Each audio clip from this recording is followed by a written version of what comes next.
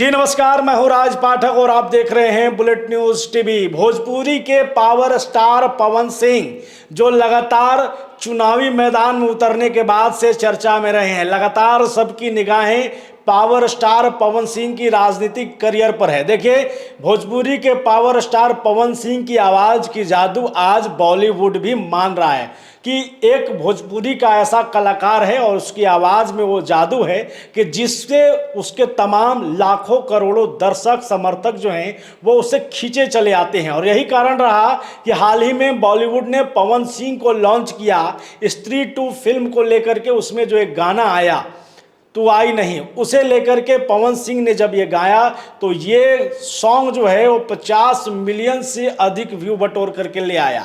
लेकिन जो पवन सिंह के समर्थक हैं, जो पवन सिंह के दर्शक हैं, जिन्होंने पवन सिंह का एक और राजनीतिक सफर देखने का प्रयास किया, जो चाहते थे कि पवन सिंह जिस तरीके से सालों से भोजपुरी फिल्म इंडस्ट्री को एक नई ऊंचाई पर ले जा रहे हैं, जो पवन सिंह अपने गाने के दम पर भोजपुरी को जिंदा रखे हुए हैं, वो पवन सिंह अगर तीसरी पारी अपना खेलते हैं यानी राजनीतिक पारी खेलते हैं तो कितना लंबा जाएंगे। पवन सिंह भी कह रहे थे कि आपने मेरे 2 पारी को देखा, मैं तीसरी पारी को खेल रहा हूं जो कि राजनीतिक पारी है और ये मैं निर्दलीय के तौर पर चुनावी मैदान में उतरा हूं।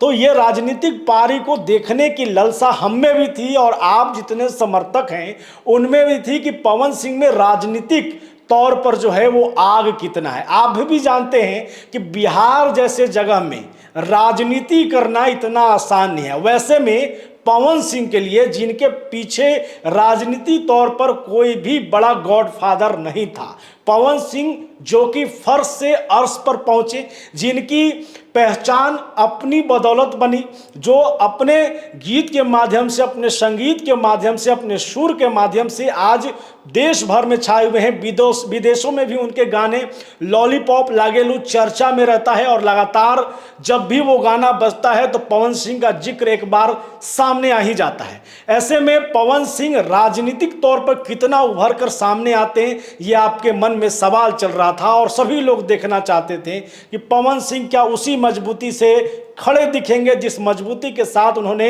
अपनी गायकी लाइन को यानी भोजपुरी इंडस्ट्री को उस लेवल पर पहुंचाया है। लेकिन अब ऐसा लग रहा है, जब काराकाट लोकसभा चुनाव में वो उतरे थे चुनावी मैदान में निर्दलीय के तौर पर, और उन्हें ऐसा लग रहा था कि उनके जो लाखों समर्थक हैं, शाहबाज से उन्होंने चुनाव लड़ने की जो है वो सोच रखी थी, तो वो उन्हें जिता देंगे। लेकिन यहाँ पर उनको झटका लगता है। पहली ही पारी में जो बीजेपी के नेता के तौर पर उनको ख्याति मिल सकती थी, निर्दलीय के तौर पर शायद उतनी ख्याति नहीं मिली, उतनी वोट बैंक, उतना लोगों का भरोसा नहीं मिला और यही कारण रहा कि पवन सिंह जो है यहाँ से चुनाव हार गए और दूसरे नंबर पर रहे। हम जैसे समर्थक जो पवन सिंह को चाहते थे कि वो राजनीति में आगे बढ़े, हम जैसे लोग, आप जैसे लोग जो चाहते थे कि पवन सिंह अगर संसद में पहुंचेंगे, वहां जाएंगे और अपनी बात रखेंगे तो हमारी बात रखेंगे। ऐसे में अब पवन सिंह जब चुनाव हारते हैं तो हम लोग ये कहते हैं कि दूसरे नंबर पर पहुंचे हैं, लड़ाई बहुत तगड़ा किए।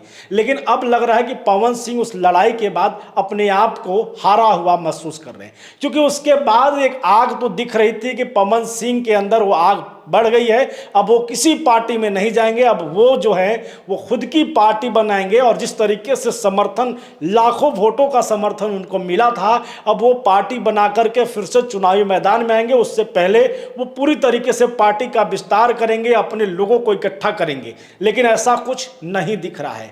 आप अगर पवन सिंह के चहेते हैं, दर्शक हैं, समर्थक हैं, तो आपको बड़ा झटका लग रहा है। मेरे को भी लगा है, हमको भी लगा है और आपको बता दें उन तमाम लोगों को लगा है जिन्होंने पवन सिंह की राजनीतिक आग देखी, जो लगातार काराकाट में चुनावी मैदान के दौरान उन्होंने कहा था। वो साफ तौर पे ललकारते थे कि जो बड़े लोग आ रहे हैं, जो बड़े बड़े लोग आ रहे हैं, वो यहाँ आ रहे हैं काराकाट में, हमसे लड़ने के लिए आ रहे हैं। वो आग अब पवन सिंह का खत्म होता दिख रहा है। तो क्या सवाल ये है कि पवन सिंह का कोई राजनीतिक गुरु नहीं है, इस वजह से अब पवन सिंह को आगे क्या करना है, ये उनको समझ नहीं आ रहा है और यही कारण है कि अब वो राजनीति से उब गए हैं। क्योंकि जब से वो काराकाट चुनाव हारे हैं, हारने का जो है वो अंतराल बहुत ज़्यादा नहीं है। आप भी जानते हैं जून में लोकसभा चुनाव खत्म हुआ है, इस वक्त अगस्त चल रहा है और ऐसे में 3 महीने में पवन सिंह का राजनीतिक तौर पर ना आगे आना, समर्थकों को लेकर कोई संदेश न देना और फिर से एक बार उसी भोजपुरी इंडस्ट्री में चले जाना सवाल खड़ा करता है। क्या पवन सिंह को अब राजनीति से मोह भंग हो गया है? पवन सिंह क्या अब राजनीतिक संन्यास लेने के ऊपर है या कुछ बड़ा तैयारी करेंगे? लेकिन जिस तरीके से पवन सिंह इन 3 महीनों में खामोश हैं, सवाल तो उठ रहे हैं कि पवन सिंह आखिर उनके मन में चल क्या रहा है। बने रहिए, लगातार इससे जुड़े अपडेट आपको देते रहेंगे। फिलहाल इतना ही, देखते रहिए बुलेट न्यूज़ टीवी।